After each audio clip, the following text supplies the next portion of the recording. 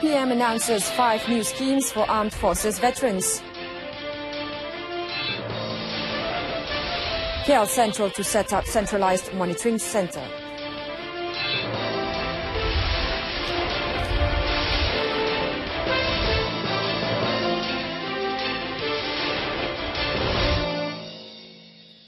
Good afternoon, I'm Zalia Karni Ismail and you're watching News on 2. Prime Minister Datuk Sri Najib Tun Razak yesterday announced 5 new schemes for Malaysian Armed Forces veterans, including annual assistance for non-pensionable veterans and an annuity scheme. Datuk Sri Najib said Bantuan Bakti Negara or BBN Aid Scheme, an extension of the scheme for MEF veterans which was introduced in 2013, namely the One Malaysia Non-Pensionable Veterans Scheme. The BBN is an annual assistance to non-pensionable MEF veterans to assist them in elevating their socio-economic level. Seramai 66,000 veteran ATM tidak berpension dijangka mendapat faedah sebagai penerima BBN ini. 1,200 setahun tambahan kepada ATM yang veteran yang tidak berpension. Manakala kepada veteran yang tidak berpension yang bukan penerima BRIM, mereka akan menerima RM600 dengan syarat sudah berumur 60 tahun ke atas. The second initiative, named Veterans Annuity Scheme or SAVE, was to give a lifelong monthly income to would-be non-pensionable MEF veterans. The third initiative was an improvement to the disability pension scheme for MEF veterans and former full-time members of the Territorial Army who served less than 10 years and did not receive pension as they had to retire early due to injury or permanent disability while on duty. The fourth was the Warriors Fund for Disabled Veterans of the MEF Veterans Association, while the fifth incentive involved an increase in the Hajj quota for MEF veterans from 100 to 400 people this year. Datuk Sri Najib said this in front of more than 15,000 MEF veterans at the MEF Veterans Assembly in conjunction with the launch of the Warriors Fund 2017 in Sri Kembangan, Selangor. In view of the upcoming 14th General Election G14, Prime Minister Datuk Sri Najib Tun Razak is urging more than 3.7 million Malaysians who have yet to register as voters to immediately do so. In his blog najibrazak.com, the Premier stressed that the voice of the people were important to shape their future and the future of their children and the country. While citing the Election Commission's report, Datuk Sri Najib said over 3.7 million Malaysians aged 21 and above have yet to register as voters as at March 31st this year. He said the statistics somehow indicated that the level of public awareness on their rights and responsibility to the country was still low.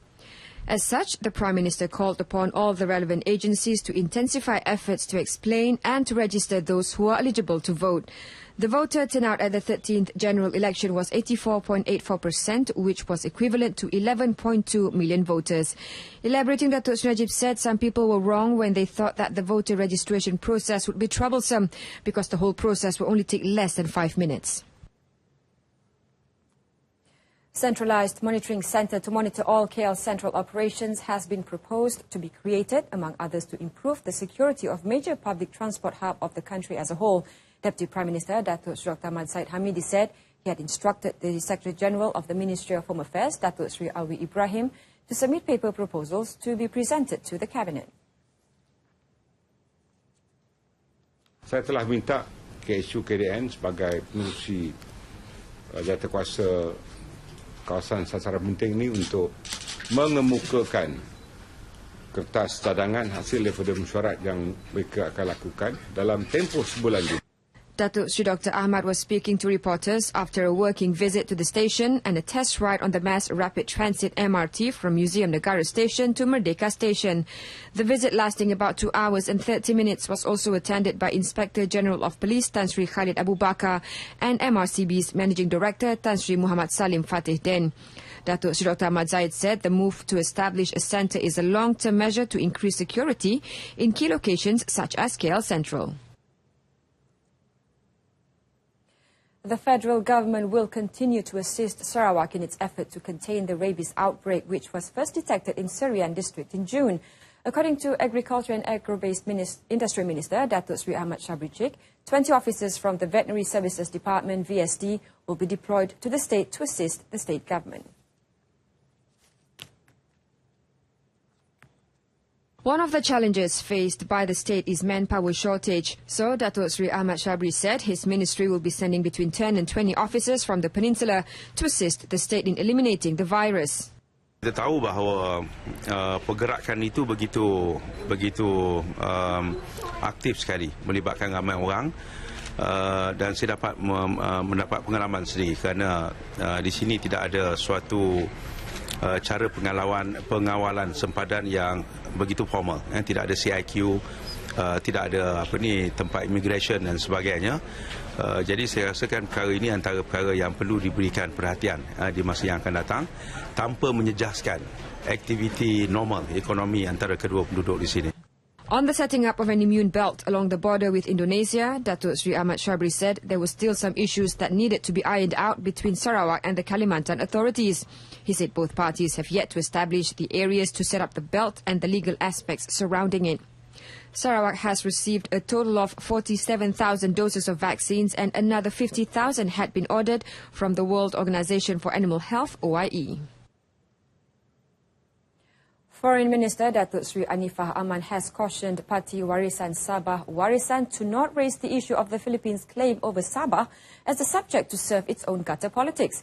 Datuk Sri Anifah, who is also the Kimanis Member of Parliament, said the accusation by the party's Secretary-General, Loretta Padua Jr., that the government did not want to conclusively resolve the claim made by the Philippines on Sabah was baseless.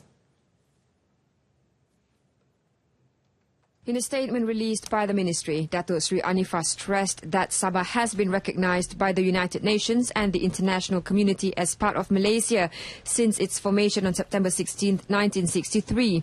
Loretta had on July 28 accused Defence Minister Datuk Sri Hishamuddin Tun Hussein of trying to divert the question on the claim posed by the party's president, who is also Sampurna MP Datuk Sri Shafi Abdal in Dewan Rakyat a day earlier, by raising the threat of the IS group in the region.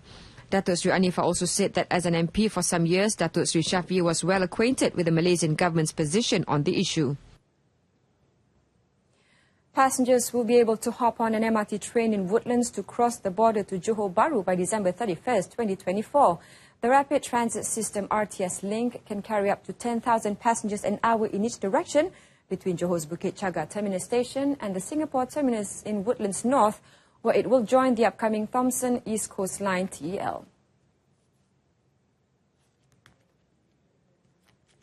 It is slated to improve connectivity and reduce congestion at border crossings between Singapore and Malaysia when completed. The new starting date for the line was announced in a joint statement yesterday after the 13th meeting of the Malaysia-Singapore Joint Ministerial Committee for Iskandar Malaysia, co-chaired by Minister in the Prime Minister's Department, Datuk Sri Abdul Rahman Dahlan, and Singapore's Coordinating Minister for Infrastructure, Khaw Boon Wan. Officials have agreed to jointly appoint an operating company to run and maintain the RTS link's operating systems, which include its trains, tracks and signalling system. Singapore has invited SMRT Corp to be part of the joint venture, while Malaysia has asked Prasarana Malaysia, whose subsidiary runs an MRT line through the Klang Valley in Kuala Lumpur. Both operators are negotiating terms for the joint venture, which will have a first concession period of 30 years. The Education Ministry has found two ways to overcome low pupil enrollment in rural area schools by combining such schools into one. Education Minister Datuk Sri Mazir Khalid said the ministry had performed its pilot study by combining 3 schools that were under-enrolled or Sekolah Kurang Murid SKM in Kuala Lumpur. Datuk Sri Mahzir said based on the pilot study, it is possible to form combined schools for Sibuti area, which has 27 under-enrollment schools. In a research by the ministry in 2016, there are currently 2,996 SKMs nationwide. From the total, 2,058 were Sekolah Kebangsaan SK, 578 National Type Chinese Schools SJKC, and 360 National Type Tamil Schools SKJT. There were 132 under-enrolled schools with less than 20 students and 44 schools with under 10 pupils. A new mechanism will be used to streamline the standard for automotive heat-blocking window film tint based on the Malaysia standard MS 2669 beginning next year. Transport Minister Datuk Sri Liao Tiong Lai said the mechanism could resolve the issue of enforcement involving the use of different testing devices by motor vehicle accessory shops and the authorities. The mechanism could also ensure that the films installed by the accessory shops adhere to the standards set, thus avoiding consumers from being cheated with imitation products. Apabila kita ada standard Malaysia, kita sambung dengan sistem QR code, maka kita boleh tahu sama ada that particular shop that make the film, the tinted glass, follow this Malaysian standard. So senang, kita boleh track back. In line with the use of the mechanism, Datuk Sri Liao said the industry operators, whether suppliers or retailers, would be using the QR safety code label for the heat-blocking film installed for every vehicle screen and window. Through the system, he said, consumers, accessory shop operators and the authorities could check the code to see whether the film installed meet the standards set. The Malaysian Maritime Enforcement Agency MMEA will work with the Republic of Indonesia's Navy Police to resolve the issue of a local fishing boat which was allegedly shot in the waters at random by the Indonesian authorities. MMEA Director General Maritime Admiral Datuk Zulkifli Abu Bakar said he would meet with the Republic's Navy Police to identify those involved in the incident and the operational procedures. During the incident on July 18th, the fisherman was carrying 5 crew from Myanmar, including the skipper, who were doing fishing activities in national waters. Ada kes-kes yang kita nyatakan vessel tu di dalam perairan kita dan ditangkap. Apabila kita bawa kepada pihak Indonesia, mereka tunjukkan bukti. Tak, dia kata vessel ni sudah masuk perairan mereka. Itu jadi masalah. Tapi bagi vessel yang ditangkap dan vessel tu memang ada dalam perairan kita, memang dilepaskan. Datuk Zulkifli said this after the official handing over ceremony of KM Bagan Datuk by local shipping company Destiny Marine Sdn Bhd DMS to the MMEA, which was also attended by the Destiny Group Managing Director Datuk Rozabil Abdul Rahman. The Kedah government and the state's chapter of the Malaysian Historical Society PSMCK will make a final verification on the discovery of 2 tombs believed to belong to the 19th Sultan of Kedah, Sultan Muhammad Jiwa Zainal Abidin II, and his consort Tunku Puteri Almarhum Tunku Ishak. Kedah Tourism, Religion and Heritage Committee Chairman Datuk Muhammad Rawi Abdul Hamid said the state government was still waiting for a full report by the PSMCK on the discovered tombs, which are estimated to be 239 years old. Speaking in Kuala Kedah, he said the state government, along with PSMCK, the museums department and history experts, will sit down together to study the evidence and grounds that can reinforce the claims that the tombs belong to the former Kedah Sultan and his consort.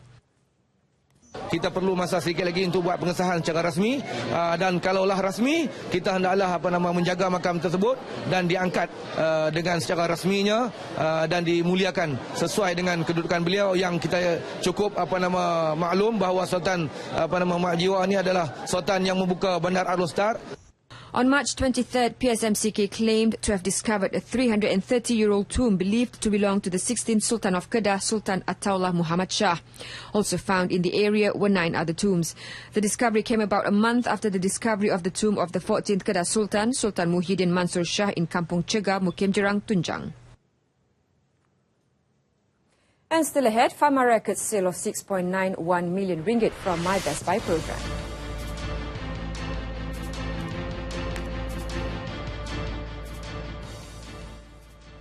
The Federal Agricultural Marketing Authority of Pharma has recorded sales of 6.91 million ringgit from the My Best Buy program from January to July this year.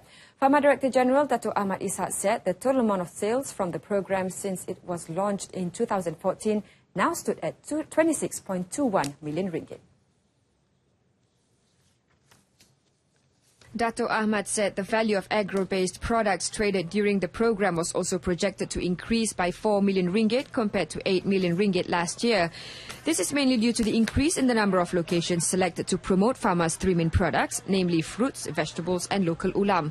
As of July 20th, My Best Buy program, which adopts the National Blue Ocean Strategy concept to offer agricultural and agro-based products at affordable prices, had been implemented at 129 locations nationwide. Pharma is also trying to market agricultural and agro-based products to Singapore. A total of 42 agropreneurs have been selected to promote their products in conjunction with the 2017 Malaysia Fest in Singapore from August 10th to 13th, hence giving Singaporeans the opportunity to taste Malaysian agro products. The government will continue its efforts to reduce the ratio of government debt to gross domestic product GDP, which fell to 52.75% to 54.50% compared to the previous year. According to the second Finance Minister, Datuk Sri Johari Abdul Ghani, when the economy continues to expand, the government debt ratio will also improve. Bila the economy become more difficult, what we need to do, every dollar that we have as a revenue, we must make sure that that dollar that we spend must be able to bring back a good economic impact to the government. He told reporters after a lunch talk organized by the Malaysian Press Institute. In addition, he said the government would ensure that all ministries and government-linked companies would be more financially independent. He stressed that the ministry and these companies can no longer rely on the government in managing operations, but instead requires more innovation in ensuring smooth management. According to the Auditor General Report for 2016 Series 1, which was released today, the federal government debt ratio last year had dropped by 1.75% to 52.75%. The Kuala Lumpur 2017 SEA Games torch run held in conjunction with the 29th SEA Games and 9th ASEAN Para Games started in Selangor yesterday after arriving from Pahang on Sunday. More than 100 participants went on a 3.6-kilometer run around Shah Alam before arriving at the State Secretariat building. Participants were led into Dataran Dewan Negeri of the State Secretariat building by State Executive Councillor for Youth and Sports Amiruddin Shari, who later handed the torch to State Secretary Datuk Muhammad Amin Ahmad Ahya to be passed on to Kuala Langat District Officer Rosli Othman. Kuala Langat staged the first leg of the torch run in Selangor before making its way to other districts in Selangor, namely Kuala Selangor, Petaling, Sabak Bernam, Gombak, Hulu Selangor, Hulu Langat, Klang and Sepang. Athletes from the Selangor State Sports Council, players from PKNS FC and staff of 12 local authorities took part in the run as a mark of support for the sports agenda of the country. The torch run started on May 14th in Johor. The highlight of the torch run will be on August 19th when the torch arrives at the National Stadium in Bukit Jalil for the SEA Games opening ceremony.